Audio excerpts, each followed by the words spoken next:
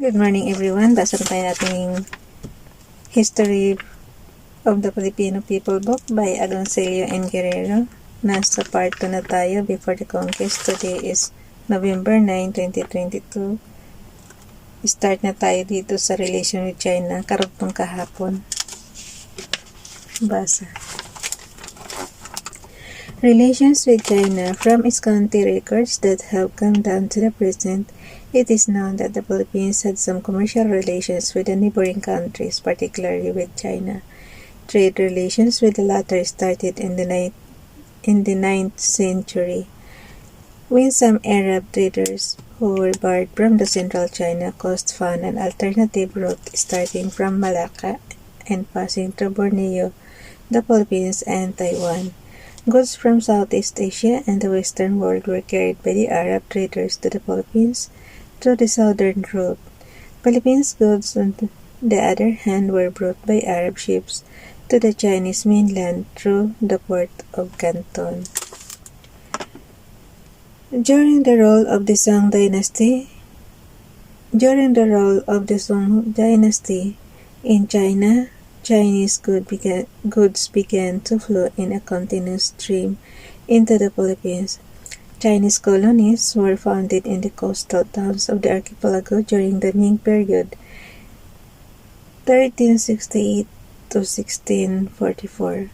Other colonies were established in the hinterland. By the middle of the 14th century, however, other countries of Asia had begun to take an active interest in Philippine trade.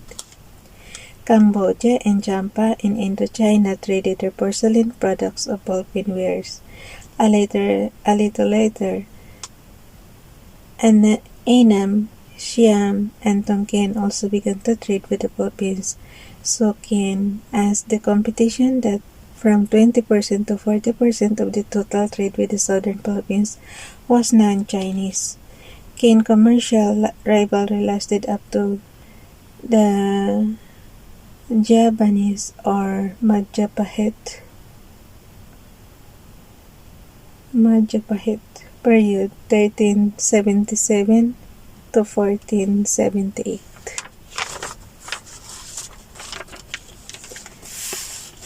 The Chinese regained control of the Philippine trade when the Ming Emperor Yongle, 1402 to 1424, came to the throne of China. Yongle sent a large fleet consisting of more than 60 vessels to the Philippines under the command of Admiral Cheng Ho. The fleet visited Lingayen and Pangasinan, Manila Bay, Mindoro, and Sulu. These visits took place in 1405 to 1406 yan guys, 1408 to 1410, and 1417. For a short period, the Chinese emperor even tried to maintain a kind of sovereignty over Luzon and sent Cochalao to the island as governor. With the death of Yongle, however, his pretensions to suzerainty over Luzon came to an end.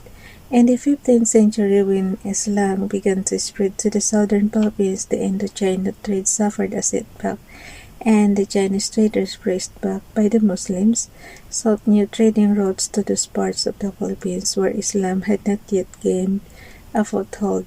Later on, the Chinese were allowed to trade with areas under the sway of Islam. The Ten Bornean Datus. The Malay settle of Panay is the Visayas installed in the Maragtas.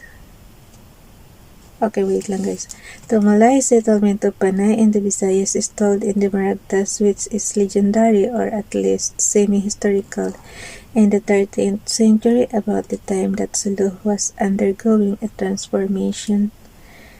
Owing to paramount influence of Banjarmasin, Borneo was sitting with discontent. It appeared that Sultan Makatunaw was mistreating his subjects, so that 10 of the chieftains or datus decided to leave for unknown parts in search of freedom. With their families, Datus Puti Bangkaya,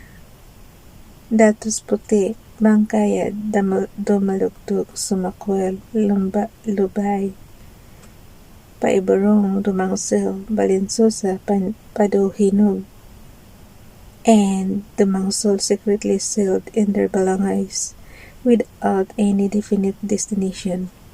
After days of sailing, the Bornean Datus reached Panay, which at the time was inhabited by the Negritos called Atis, who were ruled by their brave chieftain Maricodo and his wife Maniwanti-awan. Realizing that the Atis suspected him of evil intention, Dato Puti, the leader of the Bornean Datus, assured him of their peaceful intentions. All they wanted, he explained, was to buy land where he and his men and families could settle peacefully. Maricodo, after consulting with his elders, decided to sell his land to the newcomers. The purchase price was ridiculously low, a gold salakot, and to satisfy feminine vanity, a long gold necklace for Maniwantiwan, as was customary. A feast was held, after which Maricodo and his people returned to the interior. With the Datus and their families firmly settled in Panay, Datus Puti, Balinsusa, and the Mangsel sailed northward to Luzon, disembarking in the region around Lake Bonbon, Taal.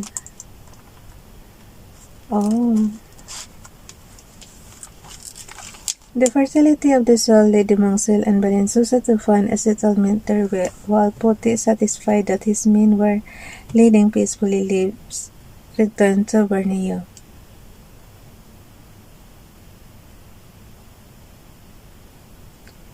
Okay, ulit guys. The fertility of the soil led the Mangsel and Balinsusa to find a settlement there, while Puti, satisfied that his men were leading peaceful lives, returned to Borneo. In the course of time, the Mangsel and Balinsusa families spread out to the neighboring regions now known as Laguna and the Bicol Peninsula. As for the 7 Datos in Panay, the two prospered.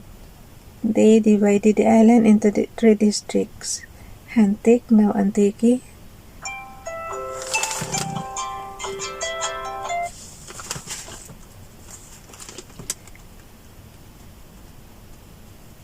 okay, bilisan na natin. Hantik, now Antique, under Dato Sumakwel, Erang-Erang, now Iloilo, under Dato Paliburong, and Aklan, now Aklan and Capiz, under Dato Bangkaya for purposes of protection as well as for maintaining close family relations. The Datos form a sort of political organization known as the Confederation of Madyaas, whose ranking chieftain was Sumakwel. The alleged code of Kalantiyaw. It may be presumed that there were laws, or more accurately orders, promulgated by ranking chieftains, for in any community, no matter how primitive, laws or orders were promulgated by the chieftains and a council of elders. It has been alleged that about 1433, the third chief of Panay, Dato Kalantiyaw, probably a descendant of Dato Sumakwel, issued orders for the guidance of his people. The so-called Code of Kalantiyaw is a disputed document, but its contents may be of some interest to the readers. Ye shall not kill, neither shall ye steal, neither shall ye do hurt to the aged, lest ye incur the danger of death. All those who infringe this order shall be condemned to death by being drowned with stones in the river or in boiling water. Ye shall obey, let all your deeds with the headman principles be made punctually. He who does not obey shall receive for the first time on 100 lashes. If the debt is large, he shall be condemned to be beaten to death. Ayan. Yung mga nang-scam sa akin dyan, pasok sa Kalantiyaw Code number 2. Obey ye, let no one have women that are very young, nor more than he can support, nor be given to excessive lust.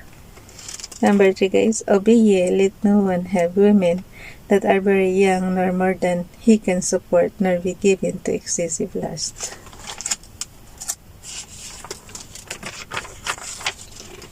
He who does not comply with, obey, and observe this order shall be condemned to strain for 3 hours for the first time, and for the second time to be beaten to death with sharp thorns. Wait lang guys. Or for the second time, he shall be lacerated with thorns. Ito yung continuation number 2, diba?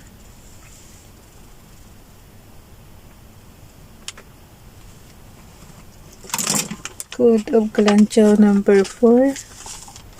Observe and obey ye, let no one disturb the quiet of graves when passing by the caves and trees where they are, give respect to them. He who does not observe this order shall be killed by ants or beaten with thorns until he dies. Number 5. Ye shall obey him who makes exchanges for food, let it be always done in accordance with his word. He who does not comply shall be beaten for 1 hour. He who repeats the offense shall be exposed for 1 day among ants. Number 6.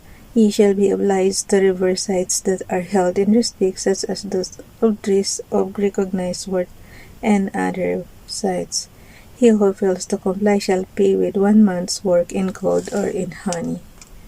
Number 7. They shall be put to death, he who kills trees of venerable appearance, he who shoots arrows at night and at old men and women, he who enters the houses of the headmen without permission, he who kills the fish called shark, or the strict cayman, crocodile. Oh, so, nung araw pala to batas. Yung mga, species na katulad ng shark. So, number 8.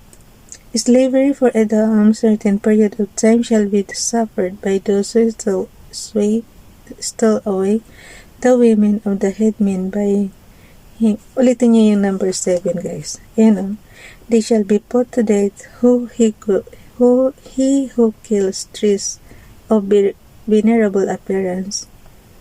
So, yung mga nagaano ng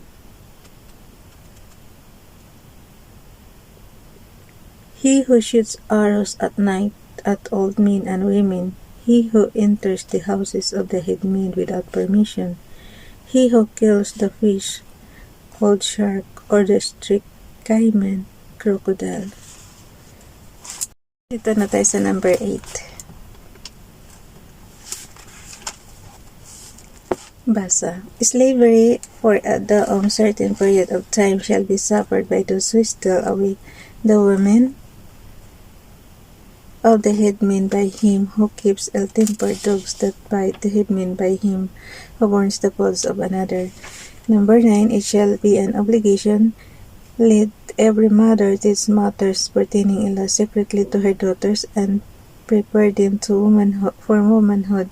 Let not men be cruel or punish their women with the catch them in the act of adultery. Whoever shall disobey shall be killed by being cut to pieces and thrown to the caymans. So, yung cayman, guys, is crocodile yan. So, itatapon ka dun sa caymans, sa mga crocodile. All those shall be beaten for 2 days who sing while traveling by night, kill the bird, manual bird, resembling an eagle, tear the documents belonging to the headman, or mark the dead.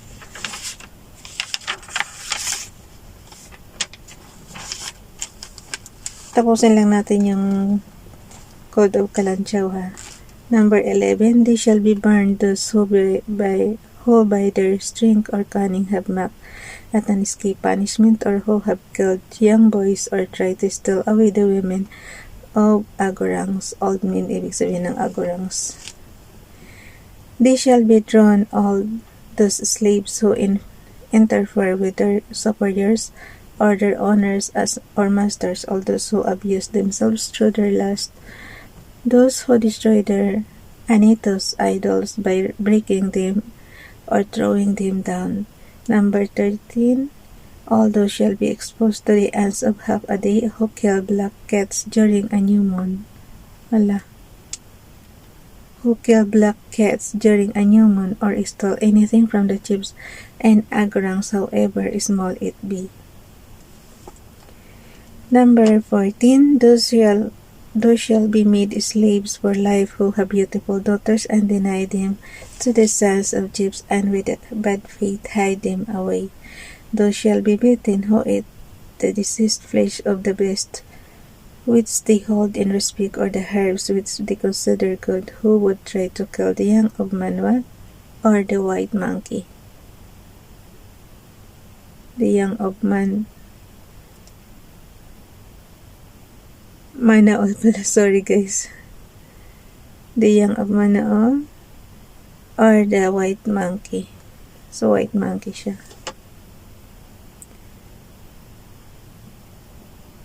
Oh. Number 16. The finger shall be cut off of all those who break idols of wood and clay in their olongans. Ano ba yan? Oh, magkaiba yung agorangs and olongans. Ang hirap talaga bigkasin ng mga salita ng araw, guys.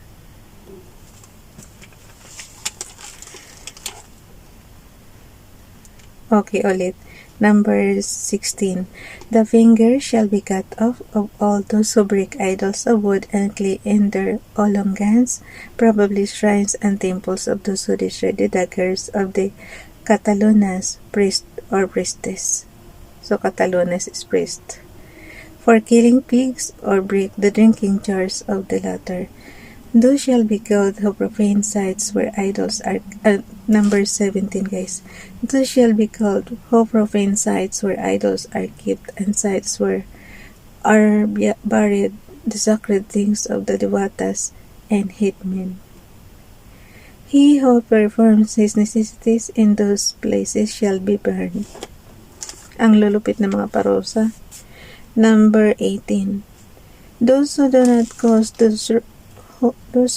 cause these rules to be obeyed, if they are headmen, they shall be put to death by being stoned and crushed, and if they are agorangs, they shall be placed in rivers to be eaten by sharks and caymans.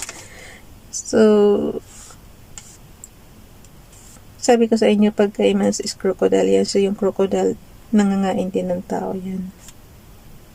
To be eaten by sharks and caymans. So, bukas, dito na tayo sa Chinese influences.